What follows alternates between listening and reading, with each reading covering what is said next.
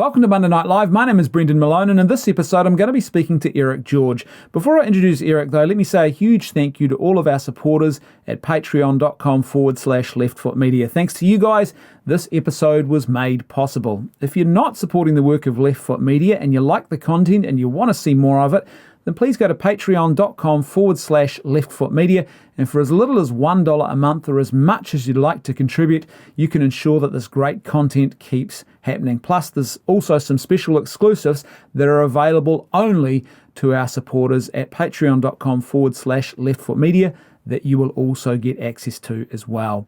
Let me introduce our guest. His name is Eric, and he is an Indigenous academic and community leader based in Auckland, New Zealand. He hails from Māori, Samoan, and European ancestry. With a background in comparative religion, theology, biblical studies, and anthropology, he currently serves vocationally as extramural assistant professor of theology and biblical studies with Worldwide Evangelical Seminary. Eric has also previously been a guest lecturer with Te Wānanga o Aotearoa and is currently pursuing graduate and postgraduate studies. So without any further ado, let's have this profoundly important and unflinching conversation with Eric George about the highly charged and often hostile issue of race relations here in Aotearoa, New Zealand. Eric, thank you so much for being with us here today to have this, I think, is probably one of the most pressing and profoundly important conversations in our culture. So let me start by saying kia ora, talofa lava, kia ora, hello. talofa lava, mahalo, hello. I was debating where do we start today, and then it sort of dawned on me, well, let's talk about whakapapa, your genealogy, your family history, because you got a bit going on in your family lineage, right? Yes, I'm a bit of a fruit salad.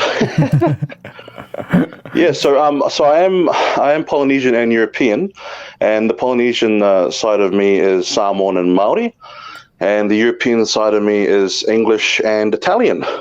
Wow. So if I break that down, my Māori side goes back to the iwi, the ngā iwi, or the tribes of Aotearoa and Ngai Tahu and Tūhoe.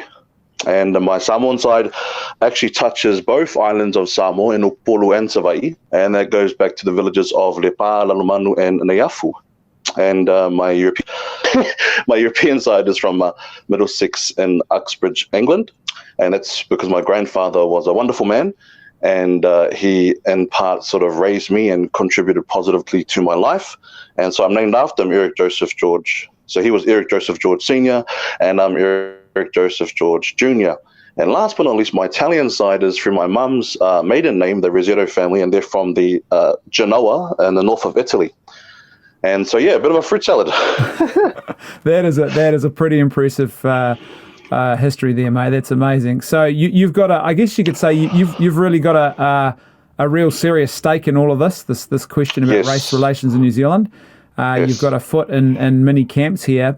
So tell me, what is your current take on the current state of race relations in New Zealand? What do you think about things? My current take is that, let me sort of take it from the objective to the subjective, just sort of tell like a little personal story that I often do tell. But why I think it's important is because it really goes to show, number one, the sort of state that we're in as a society, where we have, swallowed and drunk the Kool-Aid on these negative concepts and theories, which a lot of it actually come from, as you know, Bro Brendan, from overseas, such as critical race theory and conflict theory and all that. And secondly, it's good just to tell sort of, where my heart's at in a personal way. And secondly is also because I really got motivated to get involved in this sort of navigating these sort of race relations and all these other issues because of the personal reasons. So let me start first personally. When I see my name, Eric Joseph George, Eric George, I think of my grandfather. My grandfather was born in 1940s in Uxbridge there, Middlesex, in the southern part of England. He came to New Zealand in 1960s. He fell in love with my beautiful grandmother, Savalipe. They met at a factory. They got married, had beautiful mixed children. My dad and also my auntie, his sister, just the two of them. Then they had grandchildren, so that's me and my two older sisters. And now my grandma's got, she's the last one left. I always say, Grandma, God bless you, you're pushing on 80-something, and you're the last of the Mohicans. So we thank God that the old lady's still alive. And so she's got 7 great-grandchildren. And so the whole point of that is, my grandfather engaged relentlessly and consistently in what is known in Samoan as tautua, which is a very important aspect of our culture. And tautua means service. And in Te Reo Māori, you could translate that to mahi tautoko, which means, service as well. That means that, the Samoan proverb, ole ala I le pule o le tautua, which means the path to leadership is through service. In Māori, it goes something like, ko te ara ki te rangatira, rangitiratanga ko te mahi tautoko. The path to leadership is through service. So my grandfather, may he rest in peace, he passed away in 2008 when I was around 17 years old. And off his back, off the hard sweat and his tautua, his service, we have 3 to 4 generations of my grandma's family which wouldn't exist.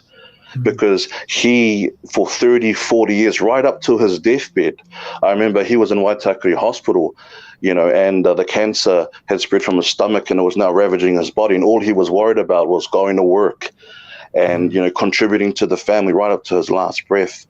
And so, not only would I not exist here, but I have 3 to 4 generations of my grandma's family that he helped bring over, that he set them up with work permits, that he set up the immigration, him and my grandma working tirelessly. And so then for all of that to happen, and for me to carry his name, that when I hear his name, it's not an ego thing. When I hear my name, I think of his name. And I think of his memory. And, he was whiter than you, brother, had, bluer eyes than you. Yeah. You know what I'm saying? So, and then for all that to happen, my brother Brendan, and then for someone with a PhD in gender studies to turn around and tell me that he was racist, it's actually bloody offensive. Yeah. It's actually very offensive. Yeah, I think that's a great take on it, because I think one thing that I want to talk about critical theory in a moment, but it seems to me that even the current conversation and even the people who are perhaps promoting a strong emphasis on race relations, it seems to be it's binary, but in actual fact there are many cultures that, and the Pacifica cultures played a huge part and are woven intimately into the history of our nation, and yet they seem like a sort of is that people talk as if that's only Māori and European history here. It's not, right? There's a whole complexity to this. No, so true. And so, bro, Brendan, and even, I forgot what show it was, but even a few years ago, and it's very common, unfortunately, I saw a young sort of half-caste, I believe she was Māori and English or Māori and Scottish, and they were going into, race relations and critical theory, and it was actually quite a disgusting program, because she sat there and, her dad, because she was half-caste like me, you see, she was multicultural mixed. And so she sat there and her wonderful Pākehā European dad was there. And the camera was on her, and she basically, for the next 5 minutes, just sat there trying to explain to him, why he is racist. Oh, wow. Because of systematic racism and all this sort of garbage ideology. And I just sat there thinking, oh my God, I really feel like I'm on crazy pills. Brendan, you often talk about, GKHSs and all that, and it's true. He said a little bit of common sense goes a long way. Yeah. And so no one, not the people recording her, not her talking, no one seemed to realize, well, hang on, it's staring you right in the face. If your dad was racist, he wouldn't have married your beautiful Polynesian mum. Yeah. That's just common sense, but the world's gone crazy. Yeah, it is, isn't it? Which brings me to the point of critical race theory, cultural Marxism. How destructive is that? Because a lot of people say that now. There's attempts overseas to ban it in certain places. I'm not sure if that's the right answer, but I understand why, because it is pretty serious what it's claiming about human persons and society and anthropology and even existence and reality. How destructive is critical theory? Is it overhyped, or is it actually quite destructive to the public conversation about race, do you think, in New Zealand? Critical theory, we can go deeper into where it came from German idealism of the 18th century and all that. And sorry, just a quick sort of sick joke. Forgive my sort of sick sense of humor, my brother. but it's almost like, these people that believe in critical race theory and critical theory and all these things. And of course, the fruits of those corrupt trees, the rotten fruit of that corrupt tree, the ideology is an offshoot is, because of this whole idea of systematic racism and hegemonic power and group identity and group politics and all these things. It basically says that because of that, every Pākehā or Parangi or European in New Zealand, no matter whether they personally believe themselves to be racist or really aren't racist or whatever, they are by default racist. Yeah.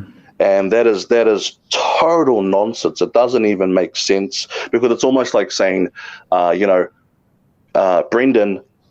even though one of your good friends, B. Eric George is a brown Polynesian, you're still racist by default. You just don't know it yet. Yeah. You're implicitly racist. And it's funny because all these people that believe in this ideology, the ideology actually comes from dead white guys. Yeah. So, that's the irony. Yeah, it's crazy. Yeah, it's nuts. It's absolute nuts. And I'm getting sick and tired of it, Brendan. And that's why I thank God for shows and movements like your platform, where we can really just fight against this. Because it's you cannot begin to talk about reconciliation if at the root cause of your ideology you want revenge. Yeah, that's as simple as that. Yeah. Yeah, it's even I would suggest that even as a theory, a lot of what it claims, like when you add in the whole intersectionality, which people forget is only invented in 1989. It's a very, very recent ideology too. Yes, it doesn't have pedigree. It doesn't have established, tested history, even in sort of academic circles. It just sort of appears on the scene and people start proposing it, and everyone just sort of, it just gets imposed, if you like, upon society. But like when you think about things like the term white privilege, and I'm fond of saying to people, look, if if white privilege was something that my parents could have bought on sale at Kmart, we would have had plenty of it. But we grew up, and I stole that line from an American comedian, by the way, but we grew up in a really poor welfare class family, very poor. I was asked to leave high school before I'd even finished my year 13, so 7th form year. Some of my Māori and Polynesian mates at a very low decile high school, they went on and completed and went to university the next year, which I didn't do. Like, people assume that just because you're white, you must be part of the hegemonic privileged class because this theory has told me that. And I think to myself, this is simplistic. It's dangerously reductionist. In actual fact, I think there is privilege in society, but I think it's tied to your wealth and your status. Like if you're in a celebrity class, so that's why you can have something like O.J. Simpson, who's got lots of money and is a celebrity, is able to navigate the American legal system, whereas a poor black man or a poor white man couldn't do what he did. You know? No. It's so true, and this is what I mean. It's almost like, we've got a really close colleague, Brendan, who I won't name, but as you know, we've got a very close colleague, and he at the moment is sort of downhearted because he basically in the green room that time over in Tauranga, my brother, and we were just listening. He was pouring his heart out for him because he basically told me, some clown from the MOE came and this is the thing, forgive my sort of jibs and jabs there, but it's almost like do I believe that the people that believe in this critical theory and critical race theory, are they like demonically possessed people they want to destroy? No, they're not. I really believe that they do have good intentions. The problem is, my brother, we don't live with intentions. We live with consequences. Yeah. So you can have all the greatest intentions on the world, but guess what? Your intentions don't mean anything if you have negative consequences. And we're living with that right now. So, and as you know, so the bro just sort of poured out his heart. And, he said to me, I had no problem learning te reo Māori. I have no problem whatsoever, Eric, learning my pepeha, as a Pākehā sort of European teacher. But we had some person from the MOE basically sit down and tell us we got to take a course on how to unlearn our racism. Now, the comment implicit in that is the assumption is that therefore he's racist. Yeah. Because you only have to unlearn something, right, that you've already learned. And so, and because he's like us, he's not a person to sort of back down when he, if he knows this is wrong, he's not going to just kowtow. So he sort of says, well, hang on, by implication, you're saying I'm racist. Yeah. And the person there and all the people there just go, well, no, it's a good thing because, we do have white privilege and we should feel white guilt. And I'm listening to this and I said, my brother, I'm so sorry this is happening to you. And so, see, he had no problem learning about Te Ao Māori, learning about, things to do with cultural competency. He's open to that, right? Yeah. But if you have someone sit and point their finger in your face and tell you time and time again, you're racist, you're racist, you're racist, well, guess what? They're really going to be, you know what? Stuff it, I am racist. Yeah. Yeah. So, and this is just speaking realistically. Let's just keep this real. And that's the problem is, we want reconciliation, but we're going about it the wrong way. Yeah. And if we keep swallowing this nonsense, this toxic sort of ideology, we are going to see more and more division. Yeah. I mean, and it's just so sad. And then he turned to me and he said, Eric, it's only because of the sake of Jesus Christ, for the sake of Jesus Christ, that I'm not actually going that way. Yeah. And I sort of thought about that, my brother Brendan. Imagine if it was the reverse, where people are telling me, well, hang on, Eric, you're racist by default. You actually hate white people. You just don't know it yet. I mean, come on, it's that has nothing to do with personal moral accountability, intention. That's all out the window. That's disgusting. It seems to me, too, that it assumes some things that are actually really dangerous as well. It assumes that, I think, straight away, you'd have to say that Māori people, Polynesian people, anyone who's not white, Asian people, pick another race that's not one of the white races, that they can never be probably racist themselves, that they're always the victim, right, in that cultural hegemony. So they can never... it ignores all of the disparities between, every race. Let's be honest about this. White race has racists in it. There's no doubt about that. Yeah, We've got white racist New Zealanders. So does every other single race. They have racist people who look outside their own group and their own identity, and they are either unfairly prejudiced towards other groups, or they are unfairly fearful and they're biased towards people. Right? Yes, absolutely. Bang on the money. Bang on the button. And another thing is, people, and this is interesting because I always say this to the marae or wherever I go, or, the conferences, and especially Q&A, because that's always fun. How hot it gets in the kitchen, my bro Brendan. You handle it well, though, brother. You handle it well. I've been proud to sit alongside you in those panels. Learn from the best, brother. Learn from the best. And that's not gassing you up. You are good, man. But, I sit there and people will be like, oh, it must be hard being a minority. Eric is the victim. I mean, these are not my own people. These are my wonderful, Pākehā European brothers and sisters, but they really mean well, but they sort of pat me on the back. And, it actually comes off as patronizing. Yeah. Because I'm not a victim of anything. Yeah. And for people to tell me that I'm the victim and that this is going into an apartheid state, which is another cringe, sort of comment there. It's almost like, you must be finding it hard. And I just turned to them and said, did you not hear what I said earlier? So when I said I'm a fruit salad, I'm Māori and Samoan, and this is interesting. And this is nothing against, my people. I love them very much. But it's almost like I experienced racism from some of my Samoan family growing up against my Māori side. And then I ran into comments of my Māori side calling some of my Samoan side coconuts and everything. Wow. So once experienced it from my European brothers and sisters in society. Not once. I mean, there was one thing, because I no doubt the family's going to tune in and say, hang on, bro, there was that one time. So let me just say that to, my bro Alex and the boys. So we were out there in West City. Yeah. And, we're just dressed in our normal sort of gear there. And we were sort of close to this lovely, Pākehā sister. And what I realized later was, my younger brother, Isaac, if you're watching this, I love you, my bro. But, he's sort of 6'5", and he's really big, friendly as they come. But he's sitting there and he's getting closer and closer and closer to, because we're just a big group, right? We just talk. We just invade each other's personal spaces. So he just turned back and said, could you please step back?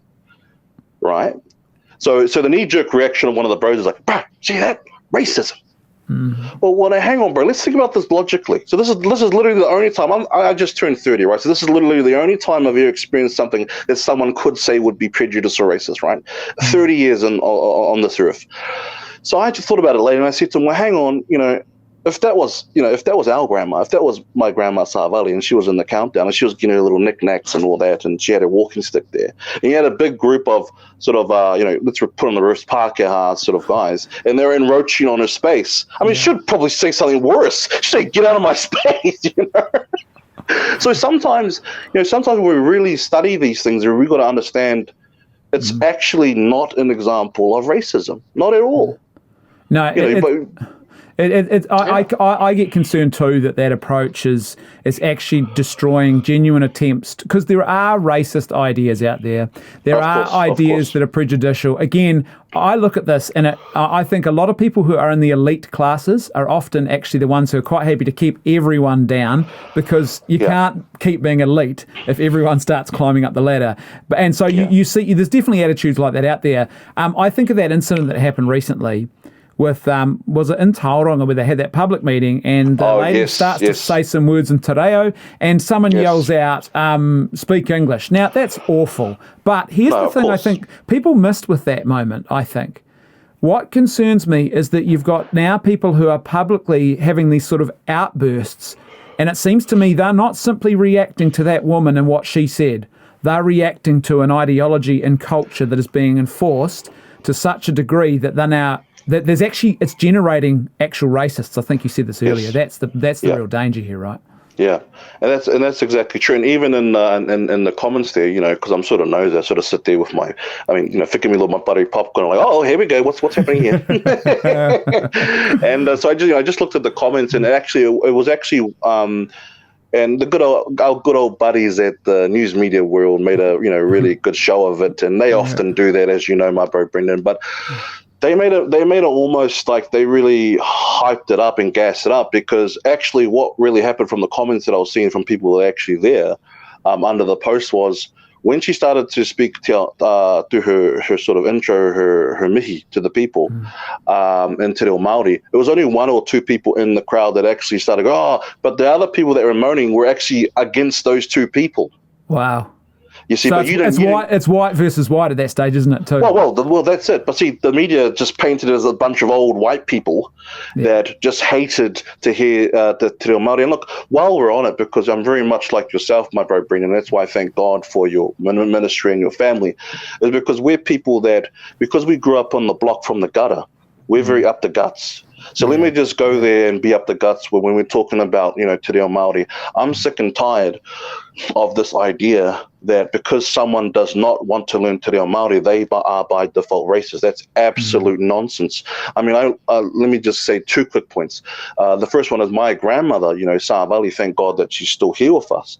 And, she's tough as nails, but she can't for the life of her pronounce, Māori, and therefore she doesn't really, and it's not interested in learning it. For example, we know, you don't have to have a PhD in linguistics to understand that in Māori they have the heavy R, right? So they, like tauranga, right? So r. But in Samoan they only have the soft R. Because they use the L as well. So, my grandma can't say, where I grew up half of my life in Kawero, she can't say Kawero, she says Kaurau. Wow. Now, because she says Kaurau and not Kawero, does that therefore mean she's racist? Because that's what I'm hearing. Yeah. This is absolutely total garbage. Now, just a quick caveat on that. It's just common sense. If you don't want to learn... Can I say too that you can't have it both ways? If you say something is so ingrained, like white privilege, right, that it's just in your system and it has to be unlearned, well, wouldn't language also be you pronounce something a certain way all your life, and then all of a sudden you have to unlearn it? And it's like, well, why would it? If they're so ingrained without even realising it, why wouldn't you acknowledge that and at least give them a bit of slack and say, oh, well, that's just because how they've learnt to say it, right? Perfect. Exactly it, my bro. And just finishing off that thought there, a quick caveat is, and this is, we all get this we all understand this. Like, I was telling our sister the Q&A in Christchurch just the other week, and I was saying, if you do, whether you're white or not, but if you do have reasons which are racist as to why you don't want to learn Te Reo Māori, then you do need help. There is something wrong in your mind, and you need Jesus. But that in and of itself, and that's just common sense. But that in and of itself does not therefore follow that everyone that has legitimate reasons, like my grandmother, because of her inability to pronounce Te Reo Māori properly, she just therefore can't really be bothered to learn it. That therefore doesn't follow logically or consistently that if you do have a valid reason, you therefore are racist. However, that's what we're seeing here, and it's so sad. Well, it's interesting, isn't it? Because I look at what's happening now too, and I wonder what the merit of it. I was the other day. I was flying back from somewhere, and I think I was reading in the news that they're now talking about having a separate music chart just for Te Reo music. So songs that are in Te Reo they'll be in the main charts, and they'll also have their own separate charts, I think, if I understand the system, what they're proposing. And I think, well, why? Wow. Doesn't that actually sideline Te Reo? Wouldn't you want it in the mainstream? So put it in the main charts and then let it compete and let it hold its own. And if the music's good enough, it will. If it's not, it won't. But if it is, it will hold its own, absolutely. And therefore more people are going to get exposed. So why create these sort of segregated pathways in many ways that are not really productive to helping people embrace the language? Exactly. So true, my bro, Brendan. And just think about that for a second. We always take it back to simple foundations, simple common sense. So basically what we're getting told is by pushing an agenda of separatism, it's ultimately going to bring about unity. Yeah. Well, hang on. That doesn't make sense. No.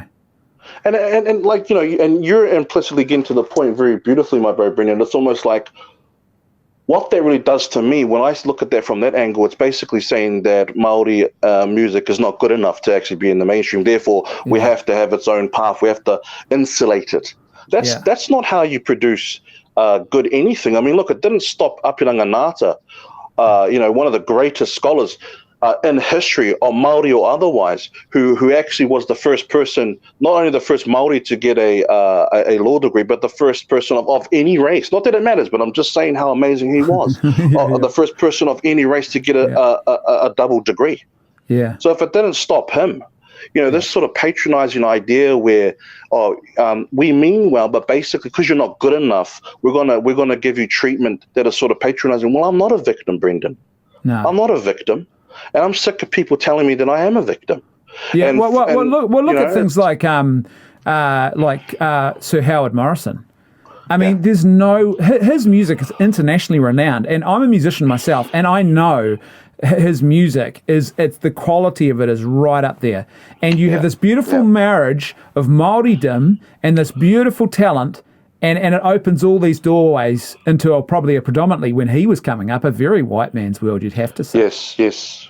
Exactly. Do you think, I'm interested in your take on this, do you think that certain Māori voices then are being quashed as a result of the current, like the media have definitely got their narrative on race relations? Are only select voices being promoted and heard in public? And then, like, you and I, we're having a really robust conversation now, and neither of us are interested in critical theory. We both want to address legitimate racism where it's there, and we want to actually be brothers in community together, and also have our kids, I think, grow up in that world where they've seen their dads do that and embrace it as well. So where are those voices, and why are we not hearing more of them? Well, we're not hearing more of it because it's almost like, and speaking on that sort of sphere of Indigenous scholarship, unfortunately, since at least that we've had that sort of, twist or that sort of sub-school of thought coming under critical theory, coming under critical race theory, and then even a bit earlier than that, you had Paulo Freire, the Brazilian philosopher, and you had critical pedagogy, which is basically critical theory and critical race theory applied to education.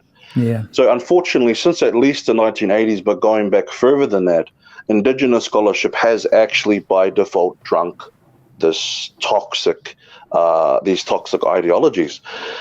And so you've got that on one side, and then on the other side, you've got this whole idea, because of the misconceptions historically concerning Christianity and colonization, where now therefore we have to return back to these pre-missionary, pre-colonial And again, I know we've touched on this before. It's this whole caricature of, the noble savage. And this is why I have to tell a lot of even my Kazi bros and all that, where they're saying, oh, look, we lived in harmony with nature and all these things. I mean, that is true. There was good there. No one's denying that. But I mean, for goodness sake, I'm not being anyone's human happy meal. Thank God. Thank God for the missionaries. Thank God that they abolished things like warfare and slavery and child sacrifice and cannibalism. I mean, let's just say it how it is. Now, another point, my bro Brendan, was my friend Aaron. Aaron, if you're watching this, love you to bits, but, he's a graduate from Mass University in psychology, and he was sitting there and he's saying, well, hang on, what, even though, because he's Indian, you see, he comes from the state of Punjab, the warrior, the Saint Sikhs there, the warrior saints, and they're very good people. And he's sort of saying to me, well, hang on, because, I was talking about the idea of sati, where the woman in India, the widow, when her husband died, they would throw her alive on the pyre there. Yeah, so on that the river she could join him. Ganges, Yeah, exactly. So she could join him in the afterlife. Now, my bro Aaron, he's quick. He's very quick. And he said to me, well, hang on. Okay, fine. That's good that they stopped their practice. But in Europe, they didn't even give their women the vote.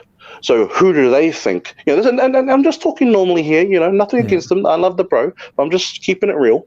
And I'm going to use this as sort of a springboard to sort of develop some conversation of this. So he basically sits there, and it was good. We're having a few beers, and I was listening to him, and he said, well, who do they think they are to come into our culture and tell us what's what? Now, I let him finish, and I said, my bro Aaron, I love you as my brother. We've been to hell and back. But let me ask you something very quickly. You've got two cultures, right? Culture A, culture B. Culture A hasn't given their woman the right to vote, which is pretty crappy in itself. But in culture B, not only does your woman not have the right to vote, but just so you know, if your husband dies before you, we're going to throw you alive on the fire. Are you telling me there's no moral difference between those two cultures? Yeah. Think about it. And he goes, well, okay, fine. But what gives the right? I mean, would an Indian person at the time who stopped the practice of sati go and look and tell them to give the woman the vote? I said, Aaron, here's the difference. And then again, I sort of get shot down a lot of times for saying this, but it's, when this idea that all cultures are morally the same, that the moral consciousness of a culture was all equal across all boards, it's a fantasy.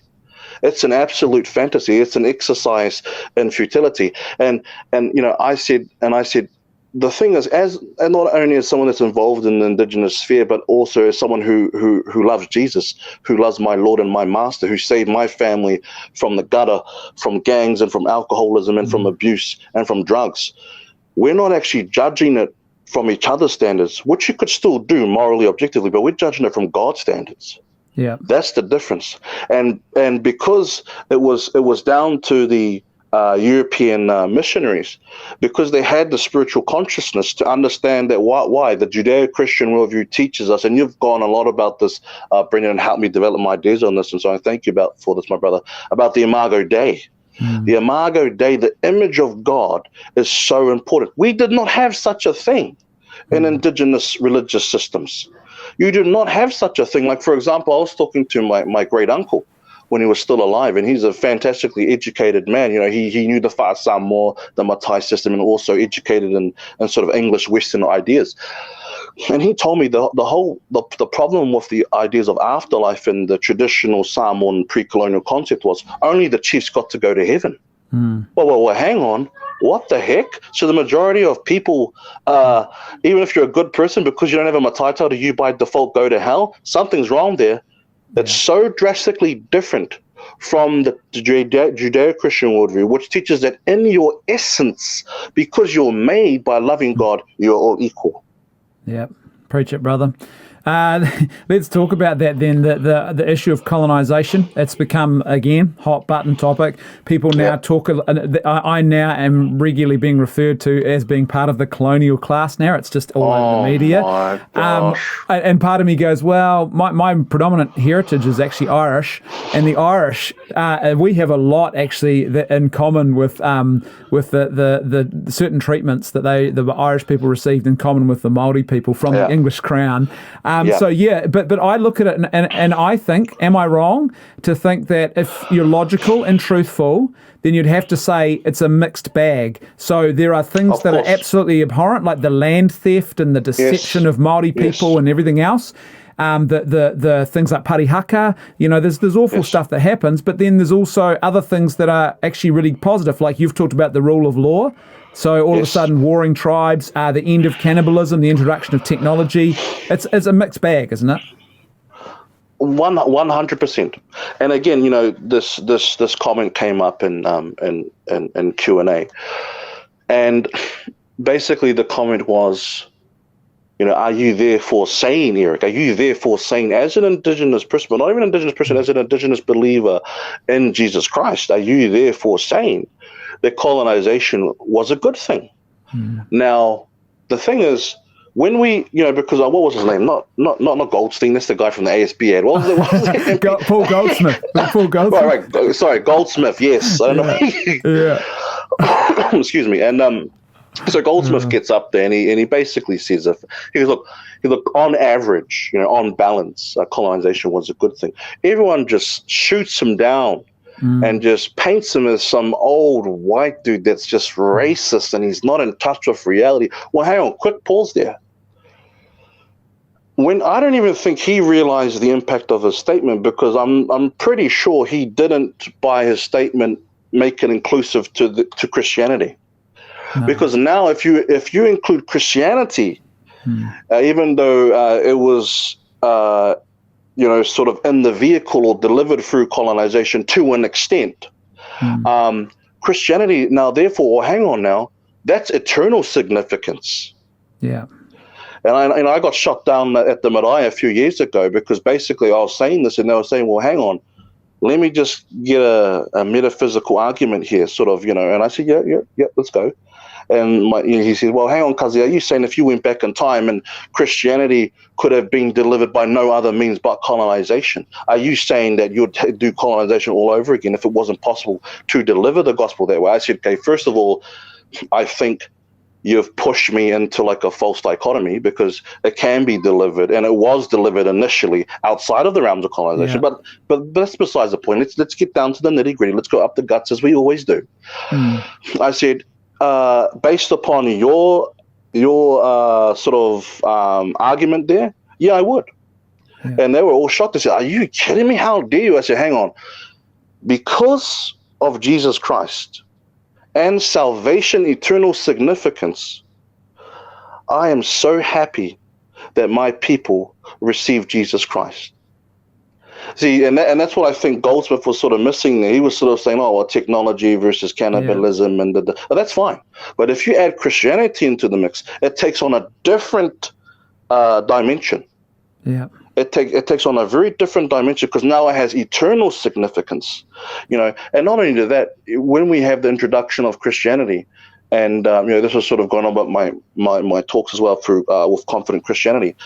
I'm sick and tired, Brendan, of this whole idea where the missionaries came with the Bible in one hand and the gun in the other hand.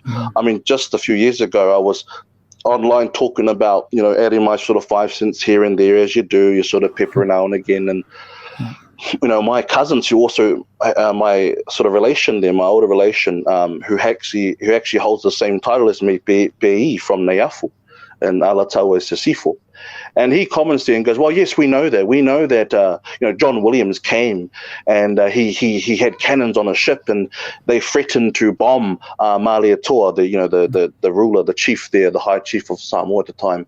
And that's why they accepted Christianity. I said, well, now hang on, which history are you getting that from?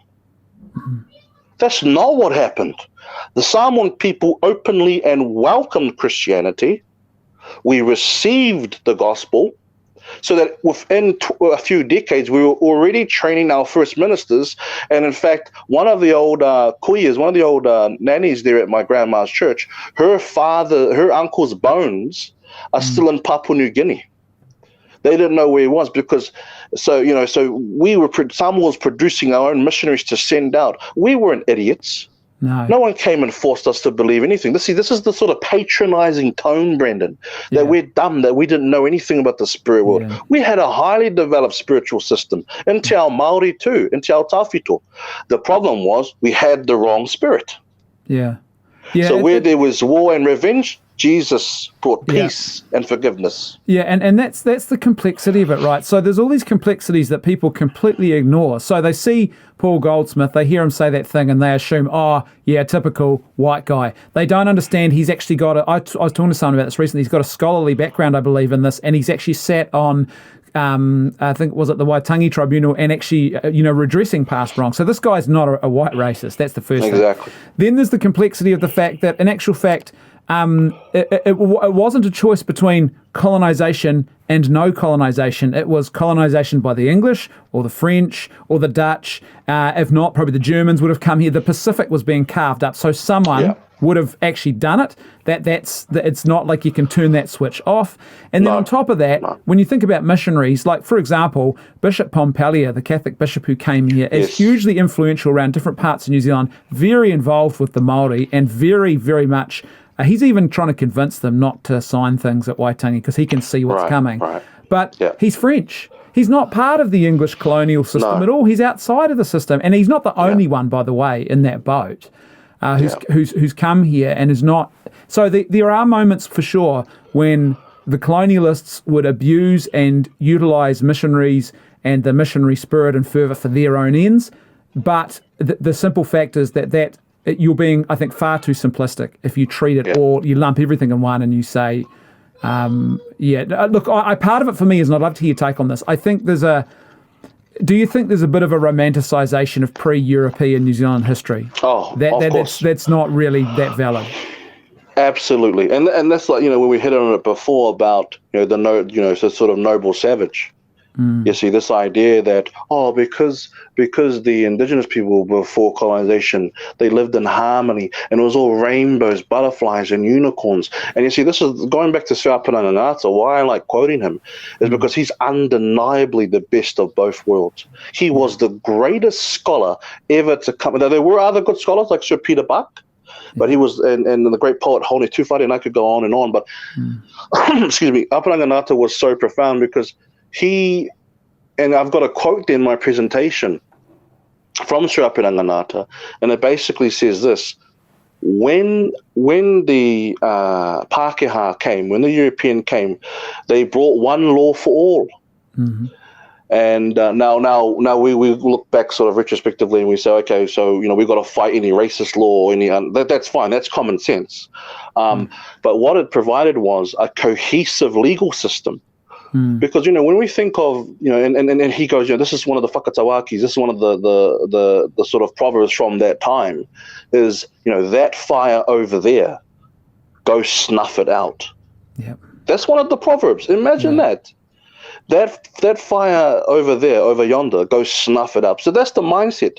And that's a reference to tribes, right? That's go and snuff that tribe out, right? Yep, that's out. So you're there in your pa at the time, you're there at your little village, your fortified village, and you're looking over there, hang on, who are those people? They're on Aotearoa, they're on our whenua. We're the mana whenua, who are these people? They're having a good time, let's go and destroy them. So this isn't Eric George saying this. This is Sir Aotearoa, one of the greatest scholars that Māoridom's ever produced. So he was very aware of the fact that despite all the injustices that came as a result of colonization, initially the theft of land and all that, horrible, disgusting behavior, sure. But for goodness sake, don't tell me that it was all butterflies, rainbows, and unicorns. And just very quickly, when people talk about tikanga, because you having cultural competency and that's all good, all these classes and diversity. I mean, some is really cringe, but at the core of it, they have good intentions. But when you talk about tikanga or protocols, when you go to the marae and that, I think there's this image, and it sort of connects about the caricature of the noble savage, where we already had our own law, we already had our own beliefs, and that we all lived in harmony with each other. Sorry, am I on crazy pills? Are you kidding me? Tikanga, and I ran this through Dr. Aotearoa for the translation, because I always want to dot my I's and cross my T's. And he's a really good guy, and hopefully you get to meet him one day. He's a fantastic dude, Masterweaver, tohunga. And he grew up on the marae. Yeah. And then Te Reo Māori was his first language. And he says, look, how would you, when we're talking about this pre-colonial law, and we didn't really need the white man, we didn't really need British common law, we didn't really need the Magna Carta, we didn't really need the Judeo-Christian worldview. He just turns to me and said, look, tikanga actually breaks down to two words etymologically, linguistically. Tika, which means to be correct or right, and ngā, which means plural, the many. So tikanga means the many different ways to be right. Yeah. That's why if I go to one of my marae down there in Kawerau or Te Teko in Texas, the tikanga or the protocol is very different if I go to my marae in Aotearoa in Christchurch.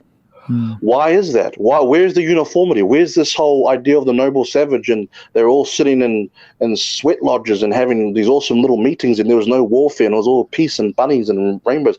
Why? Because life and death, and this is another quote from Sura Paranganata, life and death was vested in the chiefs. They created, their subjective proclivities was the foundation for tikanga. Yeah. See, that's the problem. So if you had a good chief, yeah, sure, it's all fine and dandy. Your people will prosper. And then there were ideas of forgiveness and all this, but there's also ideas of utu, of revenge. And so if you had a good chief, it was fine. But the problem was, if you had an evil chief, the people suffered. And this is the whole point of Aparanganata saying, look, at least when you had the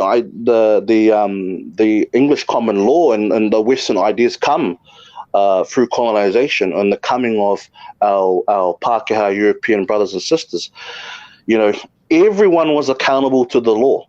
Yeah, everyone had a sort of right, a right to be heard, natural justice. These different ideas that came from the Judeo-Christian worldview that just didn't come from Athens, but came from Jerusalem as well, combining together, and then it took on a form, and and the Magna Carta and so forth and so on, coming out of the English civil wars. So, Aparanganata himself says that no, the whole idea about, I don't know whether we're going to get a discussion about the treaty, was to give Maori people one law for all. Yeah. One law for all. So that, imagine if you're a chief and you had a bad day, you stubbed your toe and got angry. Oh, I'm going to kill a slave now. Slaves, the taurekareka, the slave caste, through slaves from number 1 to 10, stand up, we're going to kill you because I had a bad day. What kind of law is that? You see, it's so subjective. It's so at a whim. So that's why Sura Paranganata says, thank God. Sura Paranganata says, thank God that we have this one law for all. Of course, at the time, the law, he was still battling, some racist tendencies in some of the laws, and that's fine. No one's saying he can't do that. No one's saying that we shouldn't do that. But at least we have a uniformity of one law for all. Well, it's a tool, right, that you can actually, like, rule of law is a thing that you can, even if your current society is not following a rule of law fairly and justly, it's just a matter of convincing them and showing them where they're missing the point, and then the rule of law kicks in properly, right? But if you don't have the rule of law, you can't even have that conversation, and it's purely about who's got power. Now, the irony, of course, is people would rightly say, well, yeah, Eric, that's good, but, there's no doubt that people who were the elites, they didn't follow the rule of law when it suited them to do so. And I'm like, yeah, well, you're right. But in actual fact, you're misdiagnosing the problem if you're suggesting this is a white man's issue.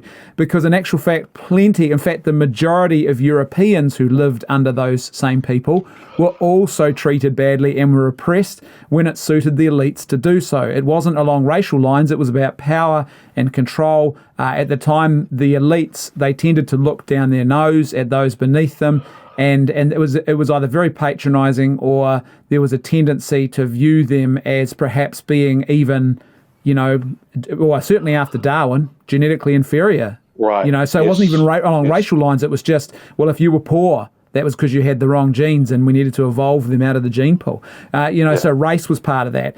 Mental health was part of it. Alcoholism, low education. If you didn't have a good education, they blamed genes. So, this idea that it was even, it was simplistic and it was just about race. It was about more than that. It was a whole complex ideology that's going on there. Far more. Absolutely right, my bro, Brendan. And I love how you brought up about the economic situation, because the funny thing is, growing up there on the west side of Auckland, there's a long road there where we all grew up. Because, I went to Kaora when I was 10 years old, so I was born and raised pretty much in Auckland West Auckland for the beginning years of my life, the early stages of my life. And, we were dirt poor. And the thing is, I remember some guy saying to me at the marae at the Wānanga when I was teaching the sort of social services papers there as a guest lecturer. And fair enough, he sort of wanted to check my, should I say, upbringing credentials. We'll put it that way, Brendan. And he says, well, hang on, you're talking about Immanuel Kant's, categorical imperative and all this nonsense. And he basically said to me, bro, how can we relate to you? Have you lived as I have lived? And I said, well, hang on, brother, don't let this cheap Chinese suit fool you. Don't let my 6 degrees fool you. At the end of the day, I'm from the block, from the gutter. I remember, people have the New Zealand Herald in the newspaper in their toilet to read while they're going toilet. Well, we had it because it was our toilet paper. Yeah, and we were the same. It was a woman's weekly. Even worse, it was the woman's weekly often. And the trick, Brendan, the trick was to rub the pages together very quickly because it was slightly smoother on your nono. Yeah, I'm telling you, a lot of even white people don't get that. But if you're a poor white dude like we were, and there were times when you ran out of toilet paper between welfare payments, you weren't thinking along racial lines at that point. Your neighbour who was Māori on the other side Samoan, you're all in it together. Exactly. Why? Because our concern was not these white people here. No, our concern was surviving. Yeah. Yeah. Because as you know, when you grow up in poverty, you don't have time to sit down metaphysical implications of God's aseity. No, you're thinking, where's my next meal coming from? Yeah, that's right. How do I get my people, my community off gangs and drugs? And so we grew up with, poor white people, and a lot of them, we call them the OG family from their block there in West Auckland. And it was a long road, Roberts Road, going right down the bottom, 100+ houses. And I remember the family. I can list the families' names right now, and I still see them around West Auckland. And when we see each other, it's like we just saw each other yesterday, because there's that love there that never went away. Because when we saw them, we didn't see white Palangi colonials. We saw white poor people, some of them poorer than us. And let me tell you, that's blimmin' poor. Yeah. And we just did whatever it took to survive. And they were sort of like, our cousins. Yeah. Until this day, we never called them friends. They were our family. Because they, when one house didn't have food, the other house, and you know how it is, Brendan, we would help each other and fill in the gaps. So this whole idea that poor white people have some sort of implicit white privilege over a minority, it's absolute garbage. It's absolute garbage, and it's coming from people that haven't lived that life. I'm conscious of the time, so I do want to. We could talk about this all day, but I want to ask some questions to try and bring us to a conclusion here, if I can. Yes. Saying that, we're probably going to be another blooming half an hour, knowing us. But let's just look at one quick one that's doing the rounds at the moment. Is what do you think about the proposal to rename New Zealand to Aotearoa? My personal take is this: I think I would be okay with Aotearoa New Zealand, because it acknowledges there's a shared heritage there, because we aren't just a Māori country. We are actually multicultural, and our history is as well. But also, I believe that's going to happen. I think it has to be the people who make the decision, not a small, tiny group of MPs or the media. But what are your thoughts on the renaming of New Zealand? I remember you telling me, bro, Brendan, and I was, because I sit there, because I always think in my heart, look, if I'm going to learn off someone, I might as well learn from the bloody best. So when I sit there and I hear you talking and you said something about Aotearoa, and this is why I really love your platform, and, you said to me, my brother, it's actually amazing. This is sort of a side comment connected to it. When you're talking about, no one really had a problem with it until the government tried to make a move to push it. Mm-hmm. And I thought about that later, and I said, that's actually quite a profound thought. And what I realized, my brother, was By the way, I should say that's the only profound thought I've had this year. Probably won't have another one till next year. So just while Eric's talking me up there. Hey, don't be humble, man. Come on.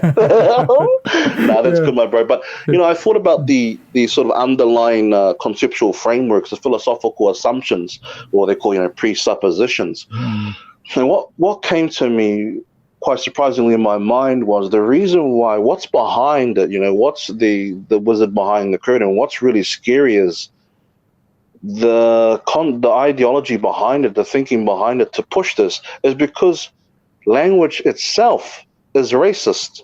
The English language itself is packaged. It can't be understood in isolation. It's actually, this is how they think, their pseudo type of thinking.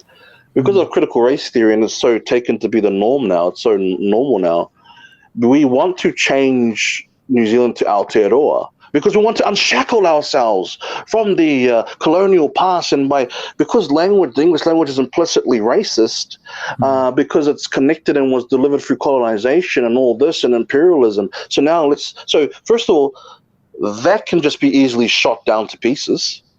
Yeah. Because we know that, languages, and it reminds me of, when I think you tagged me in the article some years back when this American professor tried to say mathematics was racist. I said, oh my God. But anyway, just, so these are the really filthy, toxic, annoying, irrational sort of ideologies. So that's why I believe why that push is there. But secondly, I'm fine, as an Indigenous person, and my Samoan is really quite disgusting. I sort of got a brush up on my Te Reo Māori is slowly getting there. And as someone that's learning Te Reo Māori, as an adult for the last 4 years, and it's wonderful. I started to have dreams in Te Reo Māori, so that's really cool. Awesome. But it's like, if New Zealand's fine for me. I mean, look, right now on my passport, people don't get this. I got my passport. They got no stamps in my passport, but that's a different story. So, in my passport there, it's got New Zealand and underneath Aotearoa. Well, what's the problem? Do you know what I'm saying? And so that's because the implicit thing behind it is we have to unshackle our language to disconnect it from the past. But the funny thing is, you've even got the governmental crest of the Maori chief, in the actual crest there. What more do we want? Yeah. What more do we want? And I agree, if we're talking practically, I agree with your main point, Bro Brandon. Just have it hyphenated or something. But, and it reminds me of what Dr. Martin, Dr. Walter Martin said. The godfather of counter cult apologetics, because he said, look, you can have the same bottle of poison, no matter what label you put on it, it's not going to change anything. And this is the thing: the government wants to change the surface, but the problem is the hearts and minds of the people. Yeah. And it goes back to sin. And sorry, I know this isn't a sort of evangelistic Pentecostal platform, but that's what I want to say very quickly. I'm very sorry but wherever I go, I want to lift up the name Jesus, because without him, my family would all be dead. Oh, bro, don't be sorry about that. And so I love, I love Jesus. And so when we talk about reconciliation, it's actually a triangle. It's not just between Pākehā and Māori. We need Jesus in there, because it's only by God's Holy Spirit that enters you and changes the way you talk and walk and treat other people. And that's how you get perpetual, everlasting, true sort of unity there, is you need Jesus Christ and the Holy Spirit of the living God in you. Yeah, that's awesome, brother. Because I was going to ask you that actually as the next question is, how essential is Christ and Christianity, do you think, to the project of racial harmony in New Zealand? Because I look at it, I don't see how you can get there without it. The best you can hope for is some sort of weird system where we just sort of almost coexist in two different channels, but never recognise our common brotherhood and sisterhood made in the image of God, which actually truly unites us, right? Amen. That's it. And see, this is the thing. Only Jesus is powerful enough, is great enough to transcend those cultural divisions. You see, and that's why I believe it was Saint Augustine. He said, I've read Plato, I've read Socrates, but never once have I heard all the ancient philosophers say, "Come unto me, all who are heavy laden, for my yoke is easy and my burden is light." Our hearts are restless until they find rest in Thee, O God. People say, "Well, Eric, statistically," hang on, brother. I am a statistic. You know, me and my family, we're living proof that the way we treat others, not just like Polynesian, but other Polynesian people, other gangs, other tribes. The reason why we treat these people with respect and dignity is because of Jesus Christ. It is for the sake of Christ that me and my whole family have changed the way we are. Again, not perfect, but progress. And true progress and everlasting perpetual forgiveness and unity, I am convinced, my brother, from lived experiences, I am convinced can only be done powerfully and without a doubt through Jesus Christ of Nazareth, my Master and my Lord. Yeah, because I think what it does, right, because the sacred order of Christianity teaches us some really important things. First of all, it teaches us that none of us is without sin. So none of us is perfect. It teaches us that we're all morally equal regardless of race or gender or status in society. So we're all made in the image of God. We're all equal. It teaches us that every one of us is profoundly important, that we're not just slaves of the gods. We actually are, God becomes one of us. That's how important we are. And then also, it teaches us that we must have mercy and love for all. And it tells us to go out, not just to hold that in your heart. Oh, yeah, I love people as a sentiment, but go and love your neighbour literally and practically. So all of that combined, it seems, is absolutely essential if you are going to have a unified and whole New Zealand, which still allows and recognises diversity of racial heritage and culture and traditions that are still being brought along that journey as well. Tika, saolele, that's correct. 100% agreement, my brother. Tell me, the Treaty of Waitangi, you mentioned it earlier. What do you? It's because I'm going to be very prudent here and say I thought I had a grasp on this, but it seems that because I thought New Zealand had made some really good progress with treaty claims and treaty settlements. But then I understand there are still some, even within Māoridom, there are some disagreements about certain tribes that felt that other tribes perhaps signed on to things that they didn't want to sign into. So I'm now a little bit at sea, and I think, is it a little bit more complex than I first thought? Yes, and once again, let's go up the guts here. So, and this always gets me in trouble because I I just say it how it is. I say it how I call it. I call it how I see it. So, so the idea was, okay, the Waitangi Tribunal was set up in 1975.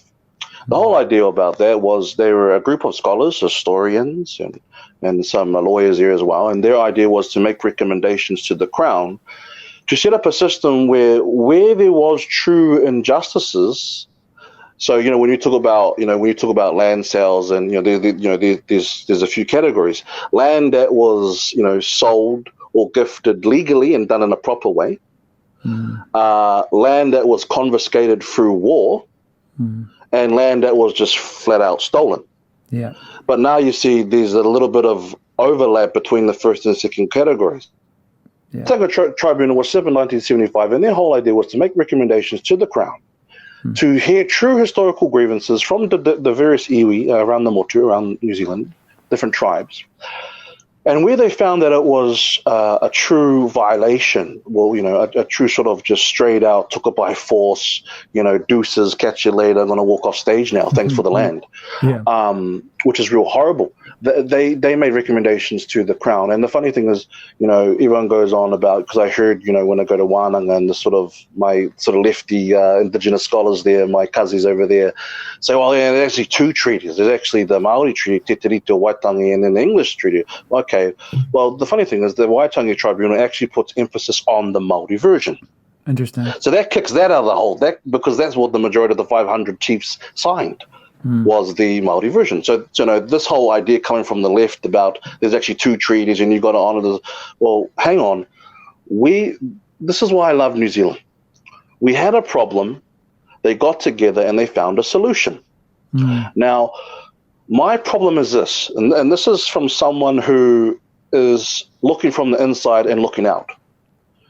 Okay, so you've given, let's just say that Tribe A suffered some historical grievances. Okay, sweet as. Now they go to the Waitangi Tribunal, they lodge a sort of complaint there, an application, submission. Then a few years down the track, they hold some hui, they hold some meetings, and okay, they finally say, we're going to give a redress, we want to give some compensation. Nothing wrong with that, that's fine, okay? Step 1 and 2 are in place. Kia ora, let's go. Now here's the third step. The Crown then gifts hundreds of millions of dollars, between tens of millions of dollars and hundreds of millions of dollars, to said iwi, Tribe A. Well, hang on now.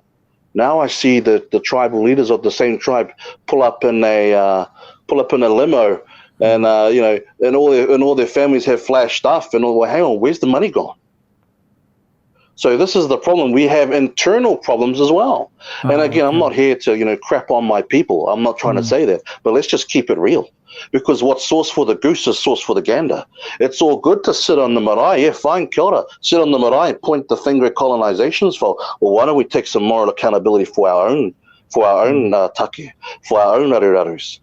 I mean, look, not to be that guy, but I'll just say it how it is. Two very simple words: embezzlement, the word embezzlement, and wānanga. Yeah. Type those two words in Google. There's the evidence you need right there. So as someone, okay, fine, we've got the Crown, or at the time stuffed up severely on a few things. That's okay, that's fine. Now we set up the Waitangi Tribunal. Then we have talks. The problem is the third stage. The problem is I'm seeing some behaviors amongst my own people where they've received tens of millions. That's a lot of money. They're seeing tens of millions of dollars. It stays at and this is what what I believe Uncle Winnie is really good on when he said this comment, was Uncle Winnie gets up there, once the president gets up there, he says, it just benefits the elite Māori, it never goes down to the bottom. Well, that's so true. Now, you do have some, because not all tribes are the same, you have some tribes that do have a sort of, their heads on a bit more straight, and they're not really sort of, got their hands in the cookie jar. Yeah. People say to me, well, hang on, can you name their tribes? I mean, I'm that guy. I will name them tribes. I can name them right now. Ngaitahu, one of my tribes there, Ngaitahu from the South Island, they are a very clever tribe. We've got over $1 billion in assets. Yeah, and because they have all the greenstone and all that there in Ngaitahu. My 7 nieces and nephews, I love them very much. They're little brats too sometimes, but they go to Kit McGrath. They get their Kit McGrath paid. They get their self-defense courses paid. They get their swimming paid. They get everything paid. In fact, when you turn 65 as a member of Ngaitahu, the tribe in the South Island, you get a kaumatua little package as well, and they set up their own flats for the kaumatua. So when you have a tribe, I understand too. They're running a dairy training scheme as well. They have an apprenticeship for their own people. They really help the tribe, right? Yeah, no, everything. So that's and this is funny because you almost see a connection to the past there with Sir Apiranga Ngāta's quote about tikanga and good leadership. When you have an iwi or a tribe which you happen to be a member of, and you have good rangatira, the good chiefs up top that want to help the people, you prosper. When you don't, that's when all the stories of embezzlement come up. When you Google those words, wānanga and embezzlement. Again, not here to down my people. I love my people. I want to help my people. I'm proud to be Māori. Everywhere I go, I carry that name Ngāhoro, from the Pauwhare family of Murupara, from the rohe of the Tūhoe people. But let's just keep it real. Not every iwi is the same in terms of acting according, never mind to their own tikanga, but to even the law. What they're doing is illegal. They're taking this money from the Crown and they're using it for themselves. Yeah. For themselves, not for the collective, for the individual, for those elite Māori up top that sit on the runanga boards. Yeah. And there's something really wrong for this thing. Now, just very quickly, my brother Brendan, I remember one kaumatua pulling me up and saying, oh, ngāhoro, because that's what they call me. You see, they don't call me Eric. They say, ngāhoro, thank you for your speech, boy, but hang on. That's just the way I can sort of get away from that is that's just learned behavior. So there's these Māori leaders that did their learned behavior. So, well, no, hang on. When are we going to get that finger that we point? And on some cases, rightly so. Hey, this was wrong. You colonization. Hey, the white man. Well, hang on. Take that same finger and point it to yourself. Yeah. And that's what the Bible is very clear. Jesus says, what did he say? Take the plank out of your own eye before you reach for the speck in your neighbor's eye. Yeah. Again, I guess that point is that the line between good and evil runs through the heart of every person, and it's a relevant race that all of our struggle is, which is where I want to finish up with this final question for you. Then, what are some practical things we as can do, like to actually? So, how do we bridge racial divides where they might exist? How do we create better racial community between people of different ethnicities without being woke, without being insincere, turning up with a big bone carving. Oh, look at me. I'm Te Brendan, of Ngāti Pākehā. And it's like, oh, shut up. It's how do we do that in a way that's real? Because I'll tell you, look, I used to, this is where cultural appropriation is actually, there are times when I agree, some cheap outfit over in America or Europe steals the haka to sell a product, and you're like, yeah, the Māori people have got every right to say stop that, but because it's exploitation. But then I used to go to Australia, for example, when I speak over there, and I would, with pride, I would tell people about and I'm not Māori that I know of, but I would talk about our Māori heritage, and I would use the word "our" to describe it, and I would talk about the how proud, that sort of that warrior instinct and some of those skills that the English actually took from the Māori because they were so effective at it, and certain other things, and I would use the word "our" to describe that. It was part of my history. Now it's like that's cultural appropriation. So how do we do this then? How do you think we can bridge those divides, create a shared history, and also address any injustice and wrongdoing along the path? Yes, and again, I think we've already touched on it to a degree because people always say, "Well, hang on, bro, you've got all these awesome ideas and these qualifications, and it feels like you're just sort of doing the Michael Jackson on stage and being, all we need is Jesus, bye." Is it really as simple as that? Well, to be honest, it is. It is really as simple as that. But going a bit, sort of off that, I don't want to leave Jesus to the side because he's the foundation of our lives, but. Let's look now pragmatically. Let's look at a practical example. Okay, so at the Tauranga conference, I had a Kiwi doctor. He was Zimbabwean. He was born in Zimbabwe, but he came up to me and he said, "Oh, look, Eric, fantastic talk. I'm really encouraged." He goes, "Look, I'm actually a GP." And I said, "Oh my gosh, please don't tell me you brought a scale here to weigh me." And he goes, "No, I'm not that guy." But he said, "Look, I'm in a rural place, a rural community, and I don't know how to relate to to the Maori people of that community. They believe me to be racist." And I said, "Well, okay, do you say anything or whatever?" And they go, "No, look, they're good people, but I want to help them. But there's one guy, for example, the doctor's telling me there's one guy who comes in to get checked up." And I just say to him, I said, "Look, mate, if you don't stop, eating all the pies, and if you don't start exercising, getting your cardio up, you're going to die of a heart attack." And then he says, then the guy looks at him, "Oh, you're racist and I treat you and all this," which unfortunately is very cringy, but this is a real life example, right? This isn't pie in the sky. This is an actual dude who's struggling. How does he relate to the people? Because he loves the people. He wouldn't be a doctor if he didn't want to save lives. But he says, they just throw the colonization thing back at him. Now, in my heart, I really wanted to tell him, well, tell that guy to give me a phone call, tell him to get over himself. But but he says, I can't say that. I'm in a professional environment. I said, okay, fine. Look, let's talk practically. And I told him, look, my cousin is actually a prison warden. There's an officer in the Maxi prison up here just above Auckland. And so he's seen some horrible, terrible things.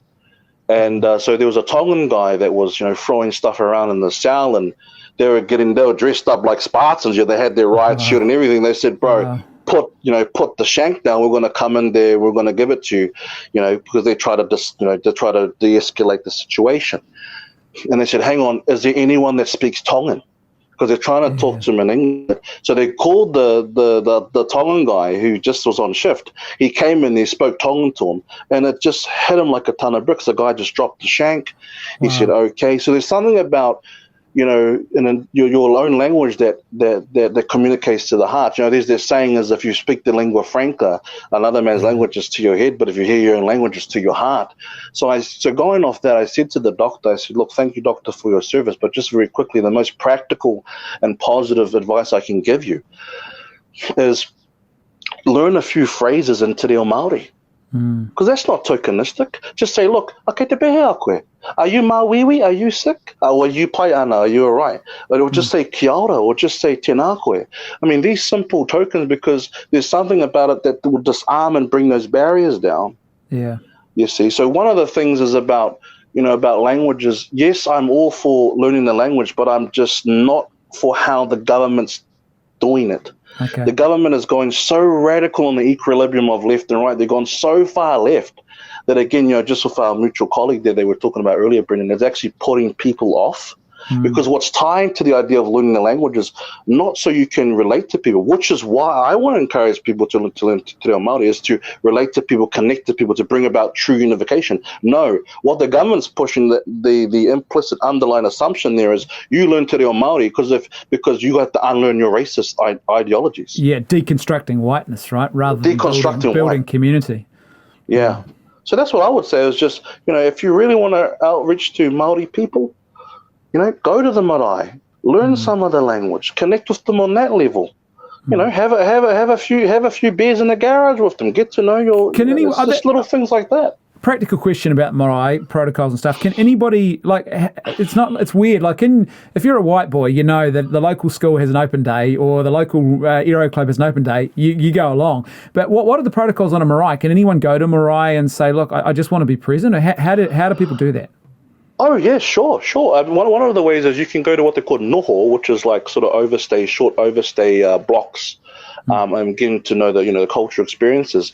And there's two ways. So you can, I would encourage, you could go through the local wānanga, because the wānanga like Te Awanuiarangi or Te Wānanga o Raukawa or TWOA, Te Wānanga o Aotearoa, they're a real good one.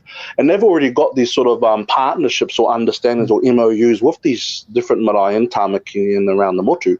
And so you hit up the wānanga, you enroll in a free course in Te Reo Māori, and you can actually go to the marae under the sort of umbrella of the wānanga. But look, not even that. If you really want to just go to the marae, Google the marae or look at their Facebook page, find a number, ring them up and say, hey, can I just have a quick tour of the marae? They're not going to come out and say, oh, you can't, because 99% of the time, if you really are interested, Māori people are manaakitanga, they're hospitable, they'll welcome you, they'll teach you, what you want to learn. But it's about taking that first step, because it's really funny. Like, we've got Māori people sitting in the marae thinking all white people hate them. We've got white people sitting in their living room thinking all Māori people. Someone has to make the first move. Because we can't let the government make the first move, because the government is nuts. The government has drunk the Kool-Aid, so we can't let them make the first move. We've got to go back to, reaching out to your neighbor across the fence, reaching out to your local marae. That's how we're going to bring about this true unity. Yeah, that's awesome. And I guess the key thing too is we've got to give each other grace, extend grace to each other. This is where, the Christian, sacred order comes in so importantly, the whole idea of mercy and grace. Like, the reality is, as a white boy, I'm going to make plenty of mistakes trying to pronounce Te Reo words. I'm going to make a meal of things. I'm going to not understand everything. And so I'm going to need your grace. And on the flip side of that, I also need to extend grace to you, perhaps, if the assumption is that I'm just a racist white dude, and in actual fact I'm not. That grace, we just need to give each other slack to I guess. So true. It's like getting married, right? You don't have it all figured out and the day you get back from the honeymoon. It takes years of journeying together to actually form that solid community between persons, So true, 100%, my brother Brendan. Well, with that in mind, brother, all I can say is thank you. It's just been amazing. Look, I've been really blessed by our conversation, and so, Eric, thank you so much for coming on. It's just been awesome. No worries. Thank you very much. Whaftai lava mole ava noa, and kia ora, my bro. Thank you so much. God bless. When we wake, hear the birds and see the sun. Side by side, our fears are done. All the good times just begun.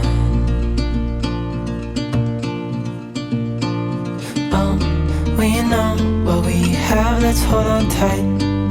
Found what we're looking for in life. Call us crazy, but things are finally right. With you and I, the future